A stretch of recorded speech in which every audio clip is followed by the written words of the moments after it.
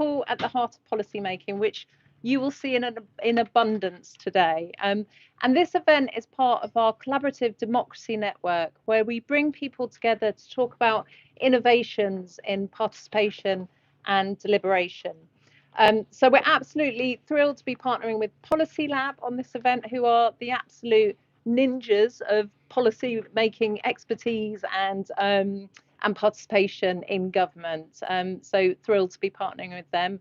Thrilled to have such an amazing audience of practitioners and experts and just brilliant people in this area here and online as well. And my job is just to welcome you, say thank you for coming, and hand you over to Miriam. Thank you. Right, hello, also welcome from me. My name is Miriam Levin. I'm the Director of Participatory Programmes here at Demos. And it's fantastic to see so many people. This is our 5th in our series of Collaborative Democracy Network events. And I'm very aware that we've got loads and loads of new faces tonight, which is fantastic. We've got some old friends who've been here before, some new faces. So we just want to start by giving you a chance to introduce yourselves to each other. It's like a little bit of networking at the beginning. So just take a minute to introduce yourself to somebody nearby, if somebody that you don't know. Just say who you are, where you're from, and why you're here. We'll just leave you to it. I'm getting the feeling lots of artists in the room, lots of chat, which is amazing. Hopefully you've had a chance just to get to know 1 or 2 people around you. There's going to be loads of time after the event to carry on networking with wine, with nibbles. So please enjoy that after the event. But what we want to do now is just kind of set up what this evening's discussion is going to be about art, design and participation. And before I go there, though, I just want to tell you a little bit more about the Collaborative Democracy Network and kind of why we've brought you and a whole series of other people together over the last few months.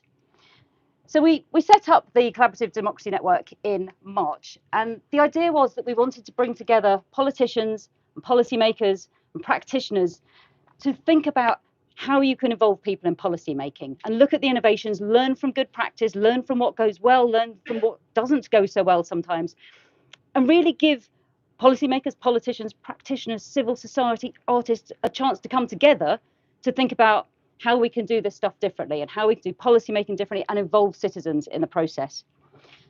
And the thinking behind that is because we believe that when policymakers make policy, when politicians make decisions, they're going to do that better when they've spoken to the people who are actually going to be impacted by the thing they're deciding on.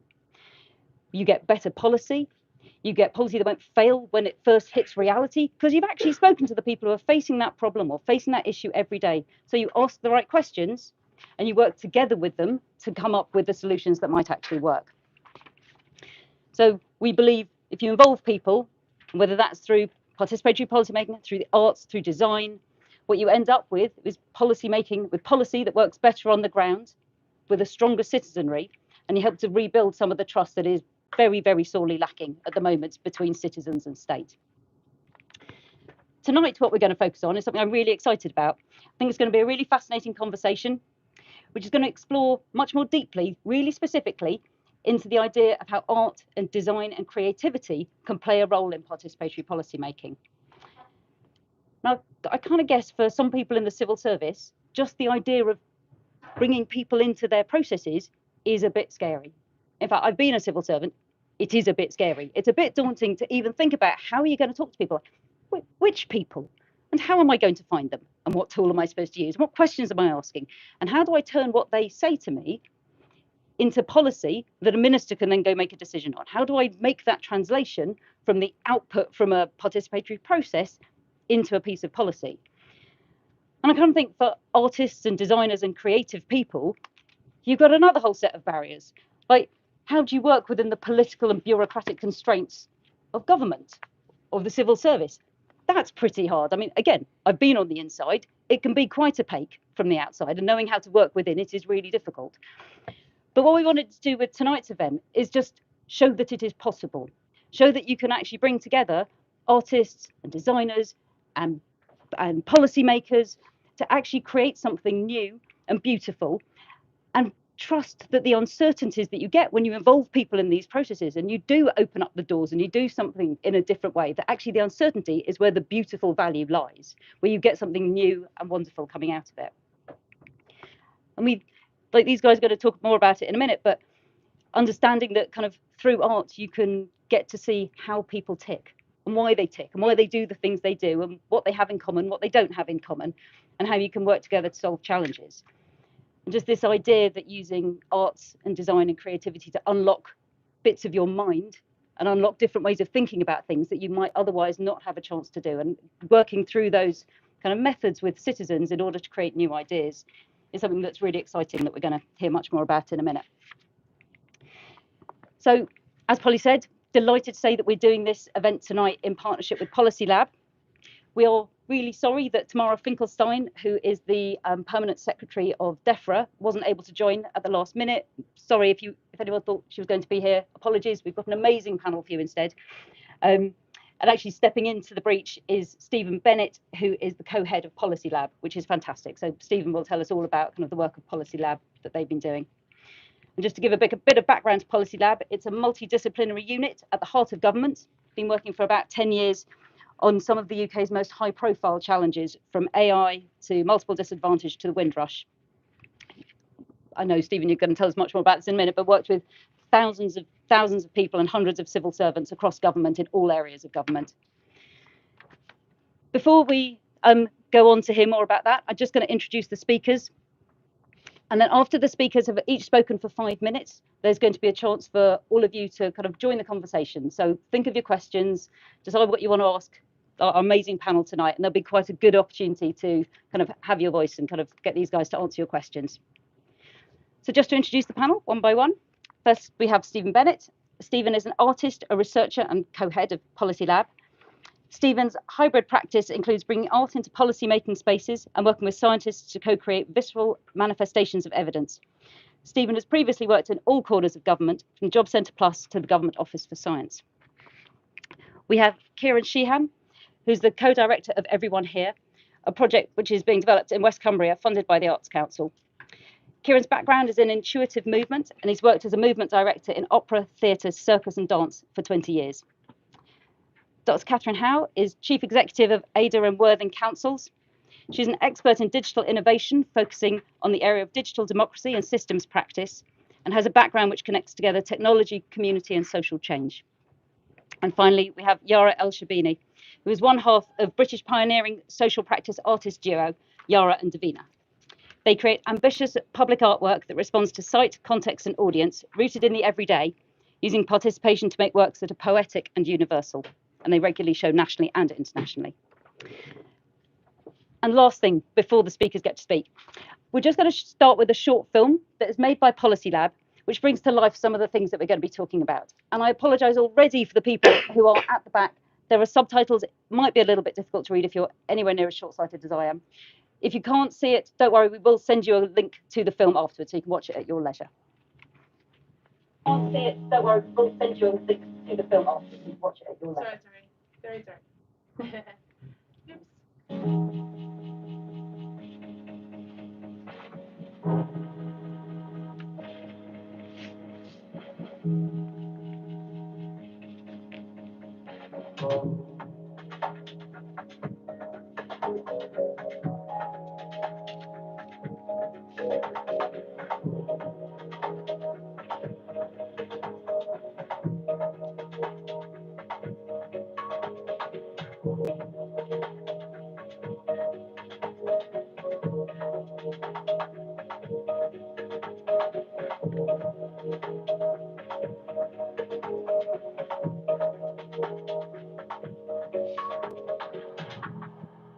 I've been to the hairdressers on a Wednesday, and she said, no, that will be your last time. She said, because she said, after that, she said, you must stay indoors until it is safe for you to go out again.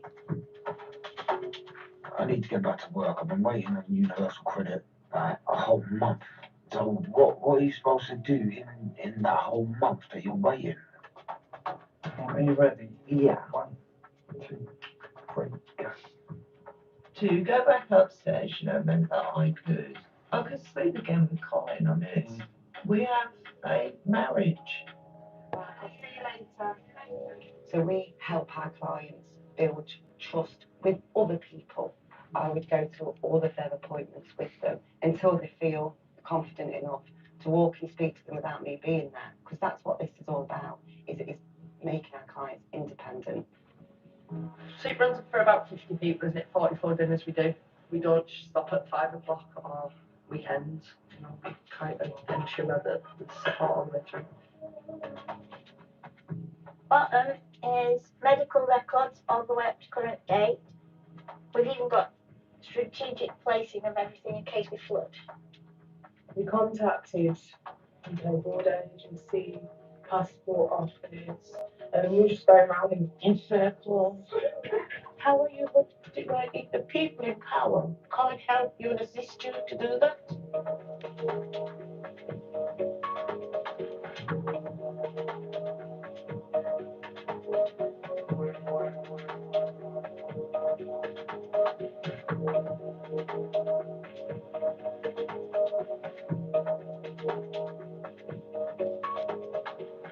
I'm getting to the other side of the tunnel now.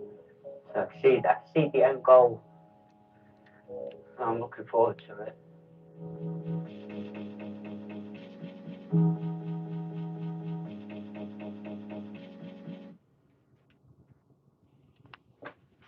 Thank you. Stephen, do you want to kick us off then and tell us a bit more about how Policy Lab uses art and design to engage with policy making? I've watched that film so many times and I've got goosebumps right now. Just a shout out to Kaina from Policy Lab, who's led a lot of our pioneering work on film ethnography. So I'm Stephen Bennett. I'm co-head of Policy Lab. I'm also an artist and I'm co-head alongside Camilla Buchanan. Give us a wave, Camilla. So we support Tamara Finkelstein on a policy innovation agenda. Our mission as Policy Lab is to radically improve policymaking through design, innovation, and people-centered approaches. So, on your seats, potentially under your bums, there is a pack of cards. So there should be for pretty much everyone. For those at the back or standing, you might need to do a bit of creative sharing. Could you just grab that pack, open them up, have a look, have a little rifle through there. So these show, alongside the film ethnography work, some of the different methods that we have suggested could enrich policymaking. And as you're sort of sorting through there, hopefully you'll come across citizens' assemblies. So that's what I'm going to start talking about. We've seen examples of citizens' assemblies globally, with Ireland providing an inspiration. There's lots of work at the local level. So I live in Walthamstow, and earlier this year there was a citizens' assembly on neighbourhood policing. And we may hear from Catherine, 2020, there was a citizens' assembly in Ada and Worthing on climate change. There's also a lot of activity in the government relating to this. Participation is part of the policy profession standards. I've seen that some people from the policy profession unit here. So these are the standards for the 30,000 policymakers or policy professionals in government. Participation is part of that. There's also a well-attended participatory methods group in the civil service. And we, as Policy Lab, have 10 years experience of bringing people-centered and participatory approaches into government. So you saw the ethnographic film. We've also run dozens of rich co-design projects which foreground deliberation. And we also host Polis, an online deliberation tool to crowdsource collective intelligence from online communities for making policy. Right, go back to your cards. And if you rifle through them, hopefully you'll see another card, which is art in policy. So we are seeing an emerging evidence base for the role that art and other creative techniques can play in policymaking. Some of those techniques take place outside of government. Who saw Mr. Bates versus the Post Office? A kind of powerful example of the impact of creativity and the creative sector on policymaking quite directly. Before that, my sort of favourite example was Blue Planet 2 and the impact, the direct impact that had on policy relating to plastics, single-use plastics. Policy Lab again provides a focal point for much of this activity. One of the things that we administer is Manifest. This is a programme whereby the Arts and Humanities Research Council are funding artists in government. That's national government and local government, and we're going to hear from one of the artists, Yara, in a bit. And another of the artists, Kasia Mulga, is currently bringing immersive and experiential thinking into discussions relating to climate change adaptation. There's lots of other Policy Lab work investigating creative technology. We've got a long history in design thinking, even legislative theatre. And I'm not sure if Katie Rubin is on the online crowd. I saw that she had signed in. Katie's been an absolute pioneer in legislative theatre over the years, and you'll see that's also one of our cards. We have worked with the University of the Arts London to evaluate what's the benefit of this, what are the outcomes that we're seeing of the impacts of art in policy. And I think I can just see Patricia Kuzniskia at the back there, who's been an amazing partner in doing this. So what are some of the benefits that we're seeing from bringing artistic approaches into policymaking? Increased creativity and innovation in the policymaking process. Maybe that's intuitive. Artists are generally pretty creative. Bringing out the human elements in the policy system, including some of the profound consequences of policy. Greater engagement in policy issues by representing policy issues materially and visually. Building empathy with the people affected by policy. You might describe at least some of that as providing the goosebumps. My parting message is this: let's bring these different communities together. There's different ways of thinking and different communities, and it's an exciting program where we can combine the attributes of artists, designers, creative thinkers, policymakers, and participatory practitioners. So that artists and creative practitioners can bring their skills, their passions, their processes, their techniques to policy issues. And so that policy is more participatory, more tangible, more empathetic, more emotional, creative, and joyful. And I can't wait to hear about what is happening in Cumbria with the Jury for Joy. I'm going to hear from that from Kieran and also some of the panel members as well. Thank you. Thank you very much. Kieran. Oh, yeah. Either one. Yeah. They're all the same.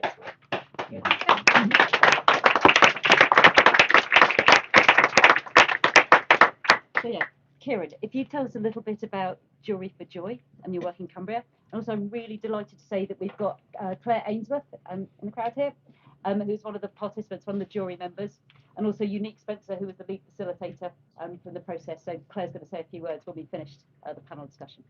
Over to you first, Kieran. Thank you. Hi everybody, I'm Kieran Sheehan. I'm the co-director with Sam Hunt of Everyone Here, and we're a project that's based in West Cumbria, and we're funded by Arts Council England. We're part of the Creative People and Places programme. So at the heart of our project's work is something that we call Jury for Joy, and essentially that's a citizens' jury. We began this year and we have 20 participants altogether, and these were selected via a sortition process. We cover about just over 66 miles in terms of distance, and the jury roughly represent people from across that area. It's not entirely balanced, but it's quite balanced. The Jury for Joy meet twice a year, and their ultimate responsibility is to spend £100,000 on creating our artistic programme for the year. So we decide this through a deliberative process, as you would within any citizens' jury. But the difference is that we try and bring creativity into that process. So yesterday we completed our second ever Jury for Joy. And as I said before, I'm really lucky to have Claire, who has come all the way down from Whitehaven today to share some of her experience with you. So today I'm talking a little bit about how we're facilitating the jury and the kind of evidence that we use and the impact that we think this might have as we develop. So our initial question was, how can everybody in West Cumbria enjoy creativity together? We met in May 2024 and we worked together for the first time over 2 days. We used different artist creations to think about stimulating the jury's response to that kind of headline question. Our approach as a team is sensory and visceral in nature. As a small team, we consider how to navigate experiences of deliberation through atmosphere and feelings, using artistic and creative interventions. So I'm going to try and describe an experience that we had in May. And I've written something that I'm going to just read. We walked into an old gym hall that had the sound of a vibration set to a pitch that made our brain feel like it was going to sleep. A woman with her face painted in emerald green and neon blue was vocalizing harmonics as she glided through the space, seemingly unaware of the jury entering. Red smoke rolls through the space, cocooned in hanging fabric, concealing films of reversed sunrises and walls that you could draw on. There was candy floss.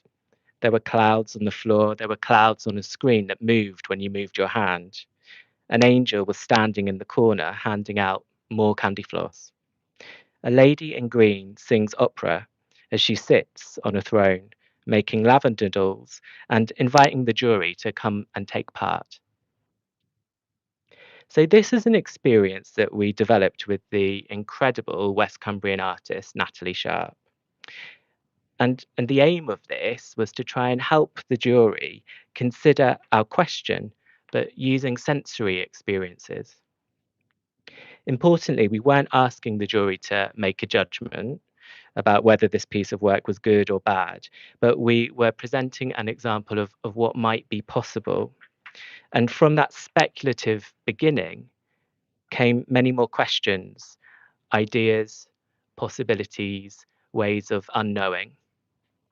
In our jury, the things we use and the things that we touch, the feelings that are produced from these moments, and the way in which our thinking is woven within these encounters leads us to deliberate with a sense of our and others' bodies and imaginations. Within our community evaluation panel, we're also using film and poetry and dance as methods to think about what we're achieving through our Jury for Joy and what we're doing within this program that we're inventing together.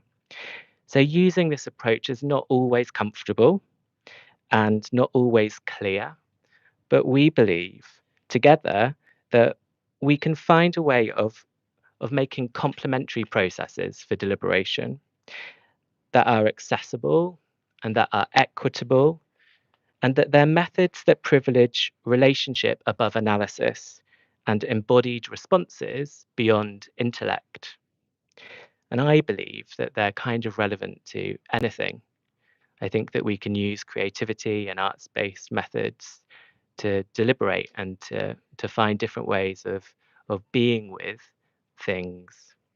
And I'd be really interested in talking to anybody about that later. So thank you very much for listening.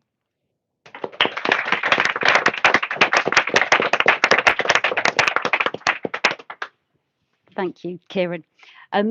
Catherine, as Chief Exec of Ada and Worthing Councils, can you tell us how you made actually what I imagine for somebody in your position is actually a very brave decision to bring artists into your practice? Could you tell us a bit more about it? I can. But I just thought that was mesmerising. Thank you. And I think that and that's partly, I think, what art brings is that ability to have a slightly different moment, to think a little bit differently, and it opens up a bit of space. So thanks for that. And if I tell a bit about the story, so my background as a chief, I come from a slightly different provenance to most chief executives. So I'm partly a digital practitioner and I'm partly a researcher around democratic innovation. So a lot of stuff that you have to prove to other senior leadership teams, I'm kind of like, of course you've got to do that. And then I'm very lucky that I get to design my own leadership team. So I've got people like Noel, who's sitting in the front here, who will then tell you if I'm talking nonsense, is that I'm lucky enough to create a team around me where actually we've all got the same kind of ambition, which isn't how do you prove that this stuff works? It's how do you embed it? How do you make it part of the fabric, both of the organisation and as a result of the place? So our challenge is a little bit different. So we're not advocating it in. We're kind of like advocating for how you give it permanence. So we're in the so for those of you who don't know a lot about local government, less joy. Yeah, less joy in local government. All of you who are working as policymakers in very different departments, we're where all of your policies end up, and then have to have a relationship with each other. And also financially, local governments, we are in a proper pickle. So we're working in an environment of enormous scarcity, and also often with the consequences of other people's decisions rather than our own. So the idea that we're going to be able to create a sense of agency for the community is really difficult if we can't create a sense of agency for ourselves. So as an organisation, we're in the middle of a very intentional design process, which we're developing through the practice of thinking, feeling, and doing. In order to meet everybody's different needs, is what we try and do is to touch all of those points as we work through what's quite an elegant high level design, and we're implementing it in quite a messy and imperfect kind of way. And we're right in the middle of that, and we're trying to do the right thing and something which we genuinely believe will make the place and organisation better. And we're also trying to take out a load of costs out of the organisation because of our financial situation. It's a very, very hard place to do, to be genuinely believing that you're making something better and very much up against it in terms of the finances. But we're working through all of the different organisational lenses. So not just restructuring. We're looking at process, we're looking at systems, we're looking at the whole lot. And we're trying to bring to bear 3 design principles. So we don't want to be efficient, we want to be resilient. We don't want to just change once and then sit on our laurels. We want to be adaptive. And in order to have any chance of achieving those 2 things, we have to be participative. You can't do the other 2 things. You can't be those 3. Those 3 things fit together. So we're in a process of deepening our practice and our behaviours around all 3 of those principles across the whole organisation. And we're trying really hard to work inside and outside of the organisation. So one of the things that now, which I was really pleased you managed to make it here, one of the things we're doing at the moment is a participatory process around how might we commission our community infrastructure funding in the future. So rather than just stay on the hamster wheel of commission the same thing again and again, we're doing a participatory process, which is asking the question about what actually is needed in that fabric of place. Because one of the things, the Citizens Assembly that we ran, Climate Assembly, was brilliant. The people who went through that experience had a fantastic experience. Is the sense of kind of like shared purpose, and also the power of citizens' assemblies by using sortition in order to bring together a genuinely diverse group of people in order to talk very relevantly in place is fantastic, but it's ephemeral. Is that was a wonderful moment that then, unless you've got the right infrastructure, can't sustain. And so you can't just keep sustaining these things. You've got to change the nature of that civic infrastructure, which is why we're trying to work inside and outside on these things.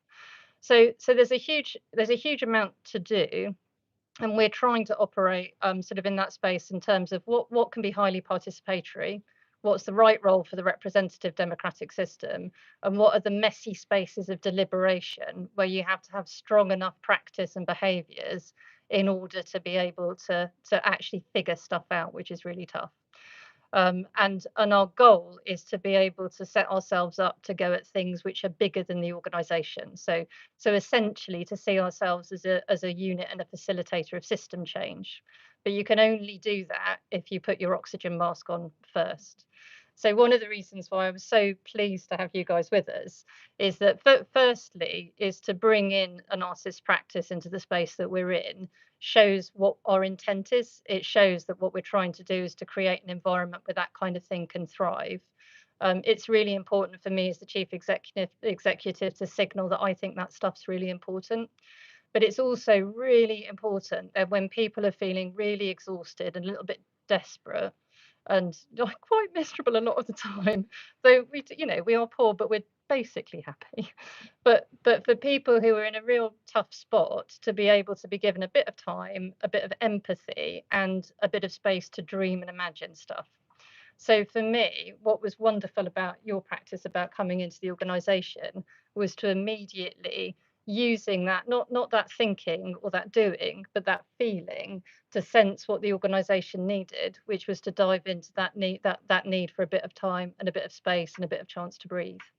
So for me, there's so many benefits of bringing kind of like art into participation, but that's that thing about make the feeling as important as the doing, as important as the thinking, because the feeling is absolutely everything, and if you can't tap into that, you can't make any change happen. So it's that combination of being able to do all of those things, and ultimately about saying that it's important enough to take the time to do it. And that's something which I think when you're on that hamster wheel of policy and budget, and the minister's got another idea, and like, I've got dozens of politicians, they've all got ideas, is that you're always on the receiving end, but how you create those moments where you can think and you can stop and you can dream about something a little bit bigger, that for me is why art has got a place in all of this.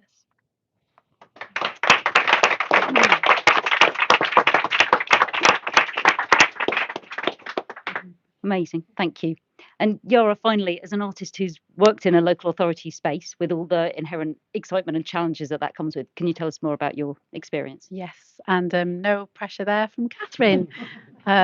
So yes, I'll speak of that now. And so I'm half of duo Yara and Davina, and we're social practice artists. So we're really interested in making work that is accessible, that's playful, and that is participation led. So for us, we use the term social practice to emphasize that it's people centered, that people are at the heart of it, and it's making work with people and for people. So it is ultimately always responsive to site, to context, and to audience. So it also means that our work is deeply embedded in really important conversations about what art is, what art can be, and the role and function of art within society.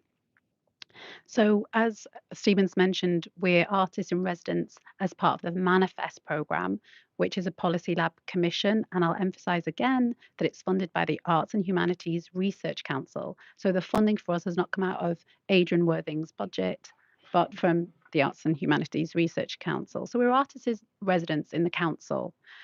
And as we've just heard from Catherine, they're so at the forefront of thinking about participation and being participation led. So it's really wonderful that we get the chance to be there. And during our first visit, actually, we were really struck by the pressure that the staff felt in terms of their time being publicly funded. This was public money, and it was being used to listen to us talk. So they were literally listening to an artist talk on publicly funded money.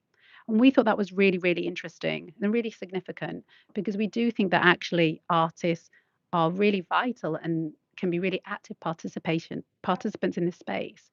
We can illustrate other ways of thinking, specifically about what participation can be and how we can create engaging ways to listen to people. And I think the act of listening is really integral to what councils do. They do, and they need to be doing. They need to listen. So for us, we think that artists can playfully challenge and disrupt systems. They can see things from an outside perspective. And luckily, we've found some incredible allies in the council who are really aligned with our approach and have been incredibly supportive. But for us as artists, this notion of the value of taxpayers' money and the pressures of time led us specifically to think of time as a medium. So we wanted to use the notion of time to discuss the values, the purpose, and productivity at Ada and Worthing Council. So I'm just going to illustrate what we're actually working on.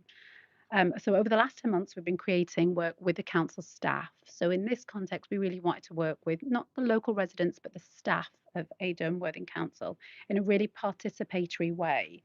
And this is both to gather content for an artwork, but also to actively illustrate modes of engagement and how they can be quite different from traditional ways of engaging with people. So the artwork that we're creating is called Clock Work, and it's 13 wall clocks for the town hall. So, and they're all going to explore the value of time and how we use it. So there's going to be one really large scale clock that's going to be in the entrance hall with 12 different statements, and then 12 smaller clocks that are going to be dotted around different council buildings. I love that Miriam said about this idea of making people tick, because a clock literally ticks. For us, Clockwork is going to explore what the public sector value and the underlying purpose behind that value. So some of the questions are, what does productivity mean to the individual and to the councils? And can publicly funded organisations Can they balance the value of contemplation versus action? So the 13 clocks are quite literally going to be a material intervention. They're going to be a really practical, useful, everyday device. So they're going to have a function. But for us, they're bringing attention and intention to how council staff use their time, acting as a practical tool to remind us every day of what values matter today and every day. So just as, again, as an example, I'm going to illustrate one of the approaches for clockwork, which was to lead a lot of different kinds of sessions. But we wanted to recognise the time pressures that the council staff felt. So some of the sessions lasted 5 minutes and some of them lasted an hour. But in one of the 5-minute sessions, we really simply asked people to stop. It was a drop-in session on an atrium and make a handmade beeswax candle. So it was so simple. But as they really slowed down and used their hands to roll their candles, we really simply asked them, what did they wish they had more time for in the council during their working day? So it's really incredibly simple. But the candle is quite literally something you, at the end of a candle, when you've lit it, you lit it, you blow it out and you make a wish. So it's such a simple, sort of almost obvious device, but it got people in that 5 minutes to slow down and to take a moment out of their day. And some of the clockwork examples were, I wish I had more time to manifest change. I wish I had more time to be more radical, time to acknowledge difficult decisions, time to be outside, time to listen, time to harness community spirit, time to hope, and time to adapt. So we believe that this clockwork has created active moments of participation. It's given a voice to the staff, but it also illustrated different participatory methods of engagement. So for us, things can be playful, they can be serious, they can be slowed down, but it's just about actually interrupting a day and actually saying, let's have this moment here and let's see what comes from this moment. So another example which builds on from this and is going to inform the outcome of the clocks is on the 18th of December, we're going to host a tiny mini quiz during the mince pie mingles at Adrian Worthing Council for all of the staff. But the difference here is we've been asking the staff what questions they want to ask. So it's a really simple thing, but we're shifting who has the power to ask questions, who has the agency to shape policy making, who do we listen to, and how do we make decisions. So it's a really simple way to disrupt hierarchical methods of engagement, but in a really fun, engaging, playful, and inclusive way. So now I've spoken about decision making, I'm going to give all of you an opportunity here to participate. So Joe Cox, the late MP for Batley and Spen, famously said, there is more that unites us than divides us. So, could I ask you to hold that for a moment? So, more united than divided football scarf that was commissioned by the National Trust and is available to buy at the National Football Museum is available for 2 people here tonight. So 2 lucky people just in time for winter can have a chance to win one of these scarves. So many organisations are mandating that 10% of the working week is spent in nature to improve mental health and well-being and thus productivity. So would you skinny dip in the Thames to make yourself more efficient at work? That's been opened up. Would you skinny dip in the Thames to make yourself more efficient at work? 1 person, 1 winner. We've got a winner, 2 winners. So wait, what was your answer? No, is it a yes? So there are 2 yeses because it was just a question. It was a maybe, but a maybe is still an answer. So I'm going to take that. I'm going to accept it. You've been honest. I only asked if you would. I would have accepted a no. So we've got 2 gentlemen. Would you like to stand up and just say your name? Hi, Andrew. Hey. And Andrew is a winner. And who is the other winner? The second winner, is it Chip?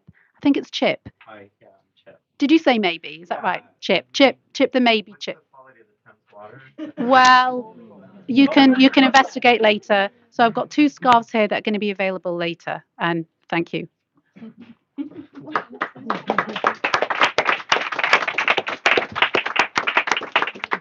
So thank you to our panellists. Before we open up to questions from the floor, I'm just going to invite Claire, who's one of the Jury for Joy members. Do you want to come up here? Just to say just a few words about what the experience is actually like from your side, which is not what we often hear at these events. Hi, hello everybody. Just a little bit of an introduction. Can you hear that okay? Yeah. Claire from Whitehaven in West Cumbria. I just wanted to mention something that Kieran mentioned about 60 miles from top to bottom. That's 60 Cumbrian miles, remember? Takes a long time to drive a Cumbrian mile, although Londoners probably understand that. So our question with this Jury for Joy was, how can everybody in West Cumbria enjoy creativity together? And we've had 2 juries now. The second one was just at the weekend. We had 2 days at the weekend there in the local community centre. Both the juries, it was the same people. We had 20 the first one and about 13 at the second, but they were the same group of people. And it sort of worked well that we moved on from the first jury. You know, it took us a while to get going with on the first day. Well, we got to know everybody and got to know the process and what we were trying to do. But then as things moved on, it was a really good, productive weekend. And then the second jury, where we sort of already knew each other and we were reconnecting with people. How have you been? What have you done over the last 6 months? That went even better. It sort of moved on and fed into each other really. Some of the sort of highlights, which fits in with a couple of things that you guys said, was one of the things from the sensory world was a maypole. And if anybody knows, you'll all be familiar with a maypole. And you have the coloured ribbons coming down from it, and you have 12, 16, 20. But everybody has to take a ribbon and everybody has to join in. You can't have one person saying, I'm not going to do this, because then the actual pattern doesn't happen. So everybody, and it's very simple, very, very simple. You can have children there and children can do it and you help the children along. We didn't have any children, but we had some maybe more people that had maybe slight disabilities, and you can help those along. So it's like a community thing where you say, well, you're doing that little bit, can you come this way a little bit and that way a little bit? And then you end up with a product at the end. Everybody's taken part. So that's, what I got from that maypole was working together. Then kind of the opposite end of that was we had this kind of dinosaur dragon, big fluffy thing. It all sounds a little bit weird, but it was good. Big pink dragon fluffy thing, and you kind of got inside it, and if you imagine this, and put your head inside and your hands inside it, and some of us had to go at that, but only a couple, because it's not for everybody, is it? Not everybody wanted to do that. So that made me think, what are we doing here? It has to be more inclusive, and we have to make sure that we think about that there are some people that don't want to engage. And we did have an individual on that particular jury that said he didn't like any of the stuff. He said he didn't like any of it. Well, none. There was like 15 different experiences and he didn't like any of it. I thought, well, yeah, there is people like that just want to sit back and maybe look at art, but not. These were all engaging. All of the things we were doing was engaging. So we were supposed to give a little bit of ourselves to it. And this particular individual didn't want to, so that's fine as well, isn't it? I just want to look at things. So the last thing that I really enjoyed was we had a local poet called Emma McGordon, and she speaks with a Cumbrian accent, much broader than mine, even though you probably think I'm fairly broad, but you can understand her. And it was kind of the poems, and I'm not really, I don't hate to say this to all these art people, I'm not really into poetry, but then this poetry was good, really good, because it was all sort of, it was set, so it's kind of set in the north, it's set in sort of the villages that are, around about where I'm from, and a bit about she's a bit younger than me, but a similar upbringing, of, I hate to say poverty, because but he's when everybody had nothing. But through the poetry, and although some of the poetry you might have thought sounded a bit grim, sharing a bath with your sister because there isn't really enough water, there was a lot of joy in that, the fun that they had, you know, together because they had to share a bath. So although it seemed a little bit grim, it was very happy, you know, and there was Emma, and then there was another production called Steel, which is particularly good, and that was set kind of in sort of the working area. The play was devised around the working area, and it had a little bit of a theme of the steel works that was there. And both of those were kind of like, they resonated with me because they brought into things from my childhood, streets that I knew, places that I knew, things that had gone on. So that kind of thing also really brought art home to me, I suppose. That I was really, it just was, you know, a bit like I suppose the words of poetry, whereas, you know, you can always imagine the lovely daffodils, so therefore it makes you think about them. So that was my sort of experience.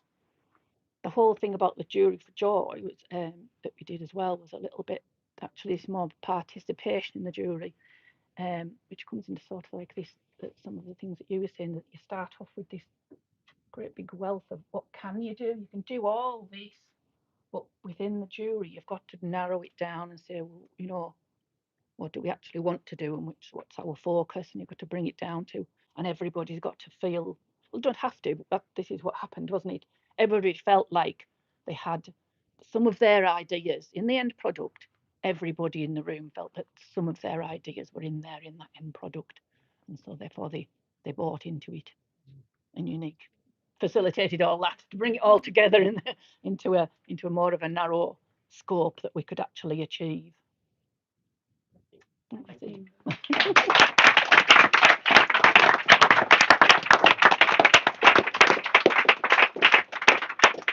Thank you. I feel really privileged that you're here. Thank you for sharing that. Now, your turn. Hopefully you've got a whole load of questions for the panelists here, but does somebody want to start? We've got a bit of time for a few questions. I'm going to ask you to say your question. Please don't grandstand. Ask your question. We've all been at those places where audiences do that. Try not to.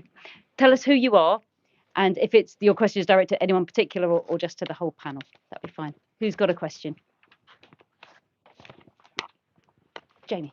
Do you want to start with someone who identifies as female first? I was actually looking to, but nobody else has their hand up, so I'm going with you. Okay, I was actually going to do that. I just want to say thank you so much for that last presentation. The question is simple, really. I'm Jamie from One World or None. We did the world's first ever global citizens assembly, and we are dedicated to bringing this story into people's lives through popular culture. It's a simple question. From my sitting here, right?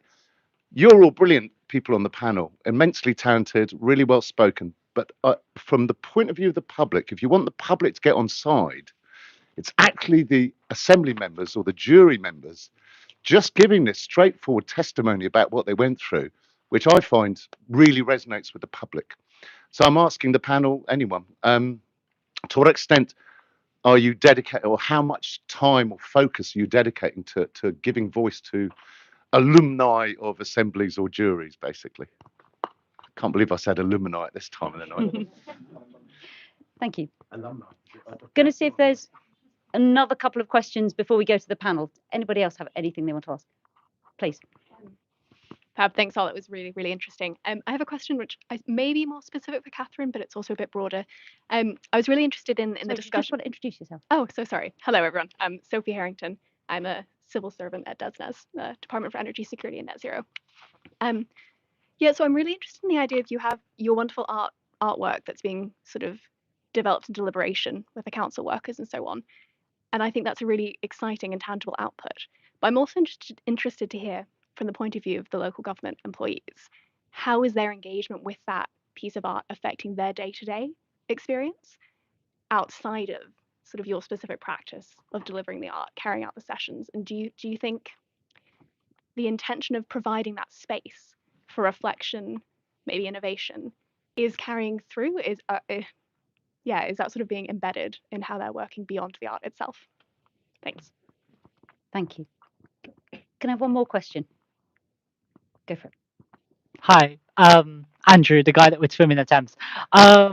So my question is kind of directed towards the whole panel, but what do we kind of think about art and democracy in the digital and digital media and stuff like that? Because I feel like that's the way that like the world's kind of going. And if you want to engage like the most people, like everyone in your council, like I'm quite young, especially speaking from a young person's perspective, that's probably the way to do it. And I feel like increasingly, if someone like you guys or the council or something doesn't, then some influencer will. Um, and they might not spread a message that is the message that you guys want to get across. So, what can we do digitally? What can we do to send the message that we want to send to engage people in the council, especially young people, in our citizens' assemblies, in our kind of public participation? What can we really do? Thank you. Thank you. Okay, so we've got 3 questions. One about how do we give voice to participants so they've actually got the platform? How do we make sure that does the effect of taking part in an artistic process carry through to council workers' day-to-day work? And also, how do we engage digitally with more people? Who wants to kick us off?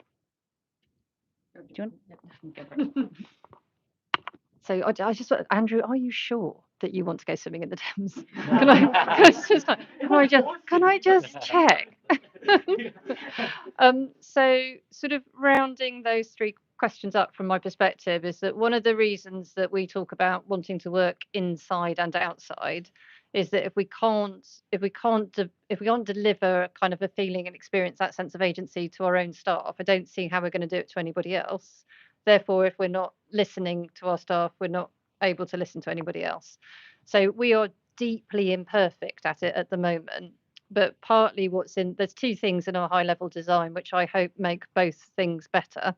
So one is moving into a neighbourhood model, which isn't just a neighbourhood team that sits alongside the council, but a team that's set up to do co-design and co-production, and pulls in frontline workers like our park rangers, like our street cleansing team, as well as project people as well. And in those neighbourhood spaces, what I'm hoping is that actually it's much easier to give citizens voice because those are the smaller spaces where you can start to actually listen more effectively. And there, I think there's an amplification effect from that. So the theory of change is to create those spaces.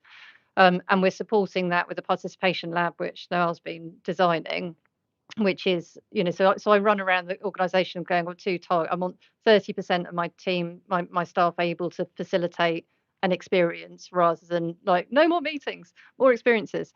And then the other is 30% of the team feeling they've got digital skills as well. So the combination of those should turn into something where actually the voice of citizens is listened for as well as heard. I think the digital question is really important though. So my whole PhD research was kind of like, okay, what's this social media thing? What's it doing to democracy? And how do you do something different? And the whole answer, 90,000 words, and the answer was not Facebook. So it's very upsetting when you write that many words. So another part of our theory of change is how do you how do you sort of put in that digital civic infrastructure which is needed to create safe, constructive public sphere spaces online, which also will give the amplification and the voice. Don't know how to fund that yet though, so that's work in progress, but we very much see that as part of the mix because while we're captured in really extractive digital spaces, we're never going to be able to give people the voice that they should have. We're always going to be the victim of that kind of commercial model, which is like after eyeballs rather than actual thought. So yeah, so all of those questions kind of all relate together for me, and hopefully end up properly answering your question, which is how do you make sure that the public are seen and heard in this rather than just a number on a page because you've sampled so many of them. And could I just respond to your question? Sorry, what was your name again? Sophie's question. And of course, I'm actually the outsider, so I can't tell you what the council staff have said, but I can tell you some of the responses. And I think actually a lot of it's intangible. There is no way we're going to know whether we've actually had an effective change that's long term or short term. We're not going to know. But I've got a lovely quote that Ruth Pinard has sent me that Yor and Davina are demonstrating the value of playful engagement as a form of connection to ourselves and each other. And we are learning that making meaning together doesn't have to be intellectual. It can be fun, playful, and subversive. So I think one of the things that artists can do when they're placed in government and council is that we can be disruptive and we can illustrate different ways to see things. So something that we're doing up until the quiz on the 18th is we're offering sessions which are called, I can't remember the title, but it's about how to ask questions differently. If we're even thinking about how we gather data, how can we gather data and look at these forms that we ask people, but ask them in a more engaging, playful, fun, intuitive way? How can we make people stop and think and want to answer them? So I don't think it's tangible, but it's about planting seeds and ideas of actually just how to see something differently, because we don't have the pressures, the internal pressures that the council staff have. We can take that moment to say, let's breathe, let's reflect, let's think, and let's come back to it and look at it from a different perspective. But that is intangible. Should I just say something on that one? The intent of the programme is to do exactly what you're saying. Now, whether we can evaluate all that or not, but perhaps that is good to know that is very much the production of the artwork in a funny way is the means to the end, and the end goal is those sort of frictions where people do speak, and that is a broader in a lot of our practice as a policy lab, that we make things and we do projects, but actually those engagements are the things which are really important. On Andrew, your point, completely agree. I think there's some interesting activity happening in this space. I think the British Council's doing a lot of work in digital art and democracy. There's a piece on at the Serpentine at the moment, which I think has been really well regarded in this space. We haven't directly done something on that so far, but what we have done is the POLIS programme, so it's pol.is.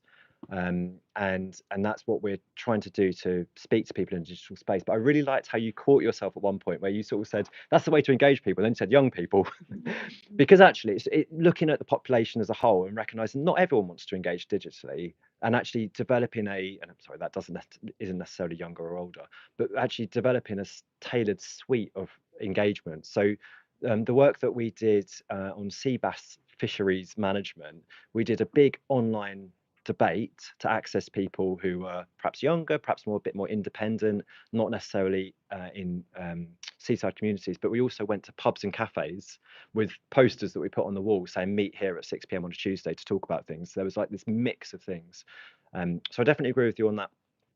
And Jamie, I also completely agree with you. And I love the fact you've raised that, because I think part of the plan for tonight is to learn these things. Your point is so well made, and I've heard you make it a couple of times now. But Kieran, I wondered if you wanted to say anything on that about how to give voice to people on the panel, because that's what you've tried to do on the jury. Thank you. Yeah, well, obviously we've got Claire with us here today, and that was a really important choice in terms of agreeing to do this panel. But I think it kind of goes beyond for us thinking about kind of public messaging, but actually what are the systems that lead to the communications. For us, that's really important. So we've spent the last 2 days thinking about how to develop a program in West Cumbria this year that will go out using a bus. So the group want us to have an Imagine bus that will drive to rural areas and drive to areas where they don't have a lot of cultural activity happening. And they certainly wouldn't like that word, cultural activity, and that the Imagine bus will have artists on it that the community have selected, that the jury will select, and that we kind of build up that relationship with the community through how the jury are thinking about how to reach them. So the marketing and designing the marketing and thinking about what kind of voice and tone, what's the look and feel of everything that we're doing when we do talk to the public is coming from the jury. So we're trying as a team to kind of be a conduit for what the jury are telling us. So I think that, yes, it's brilliant that Claire's here today talking about the jury, but actually it's what's the governance systems within we're a cultural organisation. How is that being people-centred, so that we're constantly questioning and rethinking? Oh yeah, how do we make that piece of art? How do we do that commission for this place with these people? We've got some questions from the online audience, and thank you to everybody online. Hopefully you can hear okay. A couple of questions. In what ways has bringing art and creativity into policymaking enabled you to be a more effective advocate and perhaps land messages back into central government? That's possibly aimed more at yourself, Catherine. And somebody else has asked, what is the best starter for introducing arts and creativity into a deliberative process? Because these things could be seen as quite different. How do you join them together? So as a social scientist, I spend quite a lot of time deeply frustrated by how difficult it is to land messages which don't have numbers in them.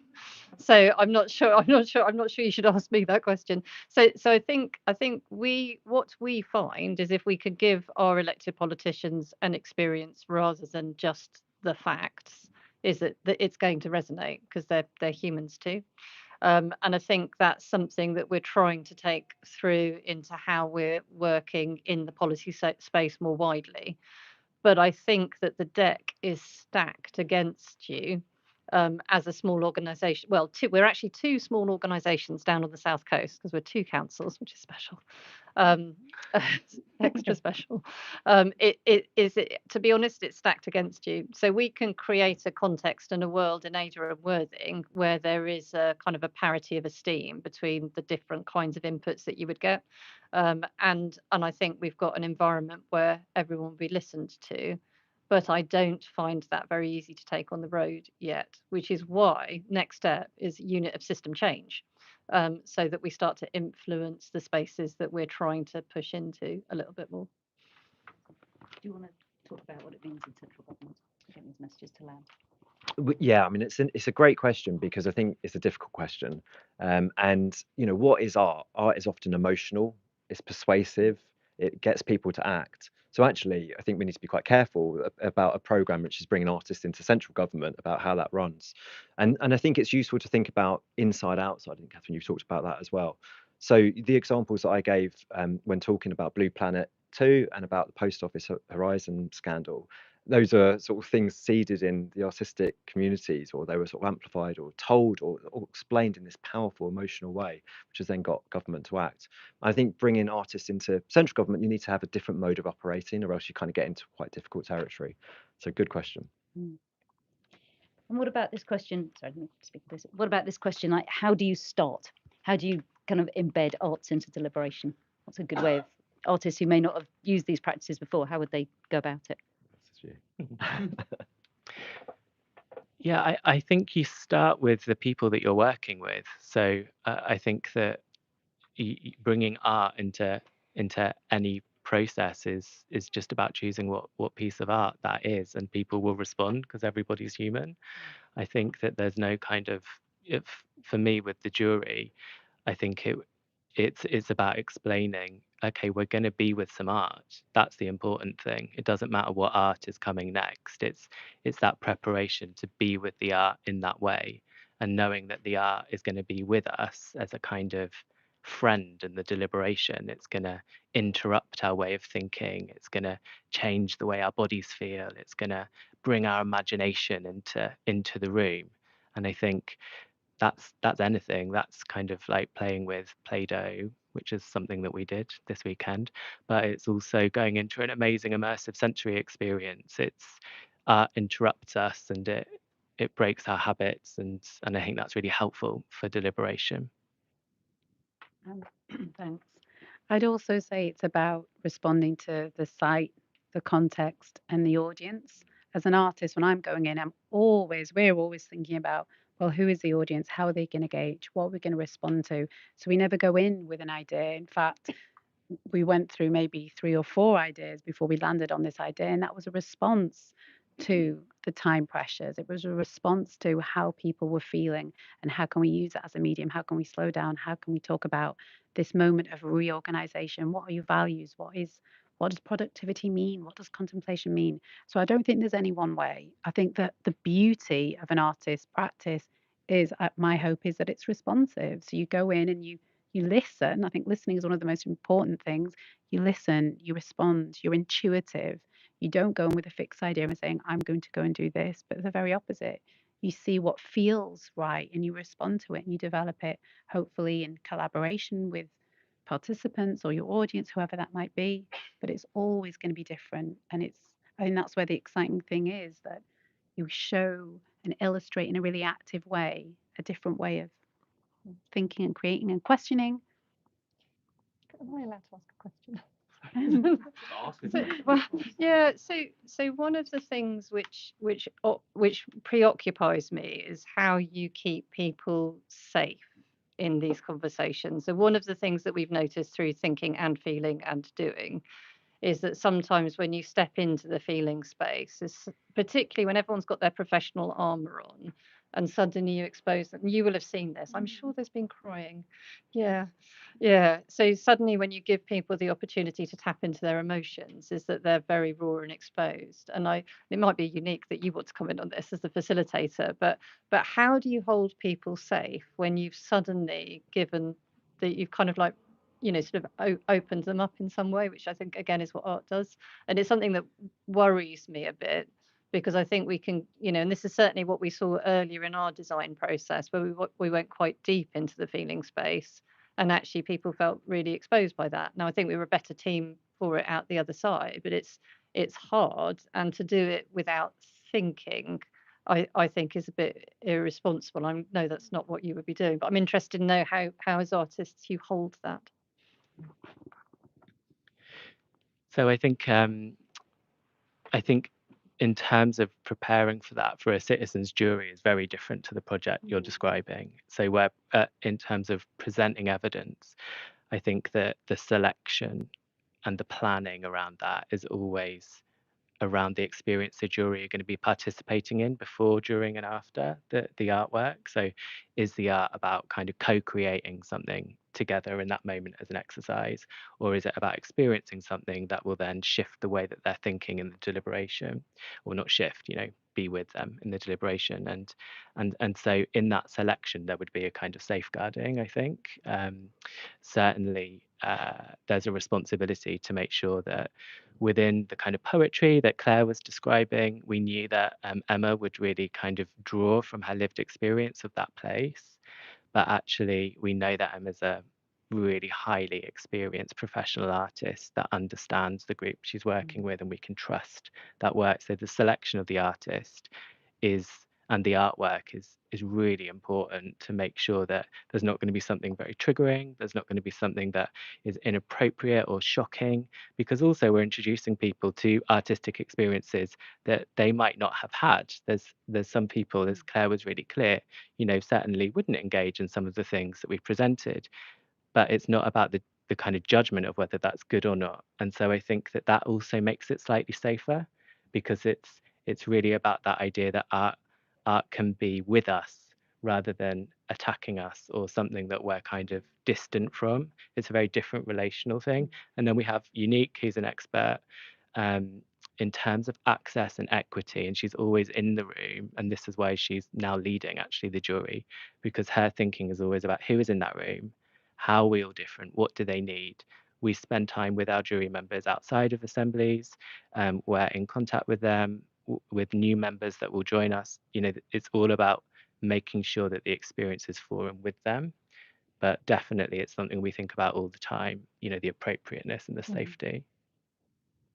Did you want well, I'll just be brief, but I think as artists, especially as social practice artists, there is a training involved in our practice ongoing, a self-awareness of our training of safeguarding people, because you can be talking about subjects. A lot of our subjects of the works me and Davina make are about birth and death and loss, and really big emotional hot pots, let's say. So I think we know that when we go in, part of our role is not to go in, as I said, and impose an artwork or an idea, but make it in conversation and understanding. Things can be triggering, and if it's going to be triggering, is it going to be support system? Is it going to be a trigger warning? Do we warn people? But it's about conversation. So actually, we've been working with, exactly as I said, our amazing Adrian Worthing team. Ruth and Tammy have been really responsive. Will come with an idea and say, Is this appropriate? How do you think people will feel? There is a reorganisation. There are a lot of changes going on in the council. We can't just come in here and make an artwork and then leave. We have to think about the changes, the emotional upset. If we're having a conversation around loss and what that might mean, when people might be losing their jobs and things are changing. So we have to be super sensitive and aware. And that comes out of, as we're outsiders, we have to have conversations that are people that are embedded in that community. Again, it's about listening and being responsive and adapting and making something that allows conversation and can be, as you said, I think the word you said, like create tension. I can't remember the friction. Friction's important, but it has to be done in a way that's also supportive and considered and thoughtful. We've got time for another round of questions. Has anybody thought of a question? Since, okay, the lady with the red there.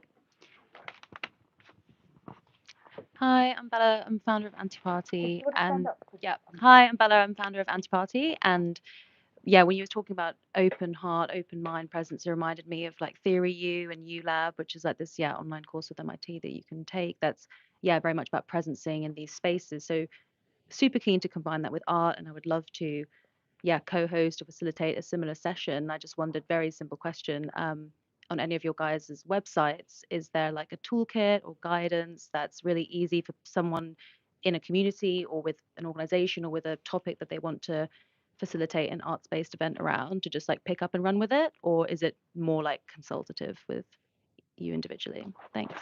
Thank you. Yes, lady there. Behind you. Hello, I'm Sheila. I was a associate of this amazing think tank 20 years ago, trying to work on and make these kind of connections. So it's a total joy to hear this work and to understand what you're doing. But I wanted to ask a question about power.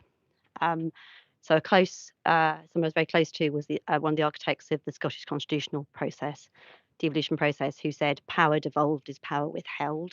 So I'm kind of interested in what the relationship is between elected representatives and the kind of voices and possibilities that are being developed in these spaces and how that is navigated. Thank you. Thank you. I think we've got time for one more. Yeah, gentleman there. Hi, I'm Rob Watson. I'm from Decentered Media. I do an awful lot of stuff around community media, so participation stuff, and also Artworks Alliance, which is a participatory arts organisation network. This is like going back to the 1980s. I used to work in a tenant participation unit. I've heard of, this has gone around. It's the clock's come back again. But I suppose my question is in terms of cultural democracy and social democracy, what do you do when people don't tell you something that you don't like? It's very nice here today. It's very, inclusive language. But what happens when all those reform voters out there and the people rioting in the streets tell you something that is completely alien? And how do you bring that back into the democratic process? Cool. So we've ended on an easy one then. Cheers for that. No, but actually, quite seriously, that's an incredibly good question. So first one, probably quite quick to answer. Is there toolkit or guidance to support organisations who want to do this sort of work? Hold on, it's mine. Second question is about power and how does the power that is not equally held between elected representatives and citizens play out? And that last question, which I think is an excellent question, which is what happens when stuff comes out and is surfaced through these processes that is really uncomfortable, particularly for some sectors of the community or for all sectors of the community? How do you manage that? Did you want to? I was going to jump on the first question, so I didn't have to do the other two. We have a toolkit on the Policy Lab website, which is really about running policy innovation programs and projects, bringing participation into that. It was produced before we had started some of these experiments and testings with arts, so it's probably not got so much in on that. We have written 4 blogs on our website, which is beginning to unearth some of the learnings that we've kind of getting from this. So do have a look at that. I don't know if any of you do have anything like a toolkit. I suspect you probably not. It could be a good thing for a conversation. I think there's a lot of learnings that this is a learning process being funded by the Arts and Humanities Research Council. It's a piece of research in itself. So I personally have quite a lot of learnings from that, and I'm sure others do as well. Does any of you want to pick up after that? Yeah, my website's got very different things on. Yes, yeah, very different website. Um, I guess on I think the power one is a really interesting question. And we've started to look at it as a so there's a real in local government. There's a very much kind of above stairs, below the stairs. There's a traditional kind of power dynamic, which is that the politicians talk to the public and we just get on with things behind the scenes. Yeah, exactly. It's not true. And so we're experimenting with what it looks like to have a Venn diagram. If you've got the community, you've got the representative democracy, and you've got the officers facilitating and holding space in that. And I think that that opens up a different power dynamic, and that's what we're trying to host and hold. So by consciously bringing facilitation into spaces, it is in order to be able to manage power more effectively. But while you've got a representative democratic system, that's tricky, which is why I think things like the citizens' assemblies and those kind of like properly deliberative forms of democracy are really important to actually answer both of those questions. Firstly, how do you hold power more effectively, but also how do you bring voices together? Because the brilliant thing about citizens' assemblies is that all of those people will be there because it is chosen through sortition. And our climate assembly, we had climate change deniers in there, proportionally representative to what we've got down on the south coast, but they were there and they were listened to because sort of slightly off piste, but kind of like one of the reasons why people are getting angrier and angrier is that they're not being listened to. So we can have really convenient sort of like slightly elite spaces where kind of like we all kind of think similar things, but if we don't listen to the people who think something different, and if we don't do it in safe spaces, then no good will come of it. So for me, the power and that kind of like what happens when somebody says something that you don't agree with, they're the same. The answer is the same thing. Really brilliant, inclusive, well designed and supported process, and that's why deliberative processes are so important because nothing's ever black and white. You've got to find that messy space.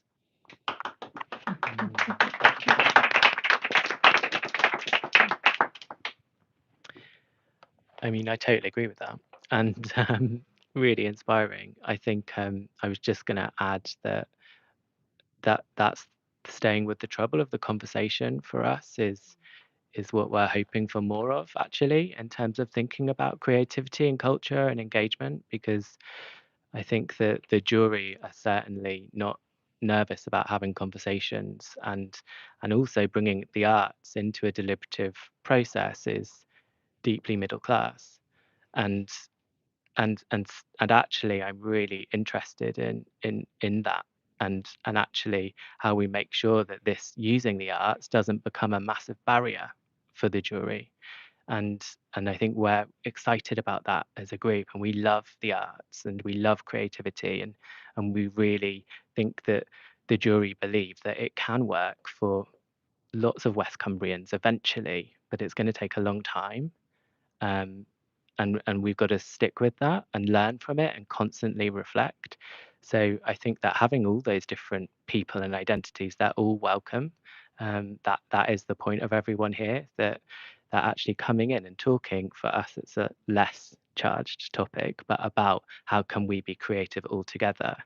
uh, there is tensions there, and there are real assumptions that come out of these processes, but I think that's the point for us. I think Kieran's done such a great job, and everyone else has. I don't have anything else to add to that.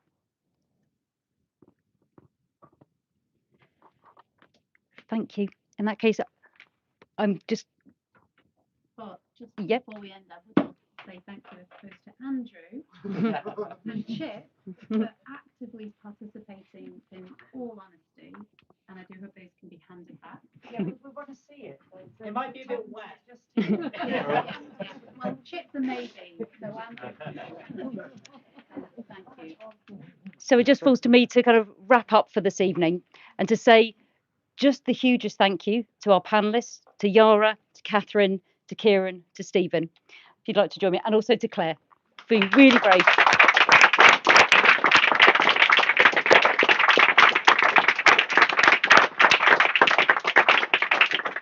I don't know about you, but I've heard kind of a lot this evening. I just kind of noted down a few things. And these are things I've heard from you guys about empathy, about space to dream, about experiencing bodily, about having the time and space to breathe and to think differently, to listen differently, to be subversive, and to have the bravery to stay in the messy place. And I think there's a huge amount of learning. I imagine for most people in this room, there certainly is for me and for us at Demos, there's a lot that we can take from this about how you engage people and work with them in a really different, really brave, sometimes really difficult, probably quite challenging way. But I think there's a lot of bravery in there that we could all learn a huge amount from. So thank you very, very much to the panel. Thank you to all of you for being here, for sharing your questions. And just to say, we've got time now, we've got drink, we've got wine, we've got juice, we've got snacks, we've got nibbles. Please stay, please network. You will notice that on your badge you have both a colour and a shape. Those denote the sector that you are from, and we're not going to tell you what they stand for, because that is your job. That is your job, to go network, to go find people. You might find somebody from the same sector and find you have lots in common, or go talk to somebody who from a different sector who's got a totally different set of experiences. But with that, please enjoy your evening, and thank you very much.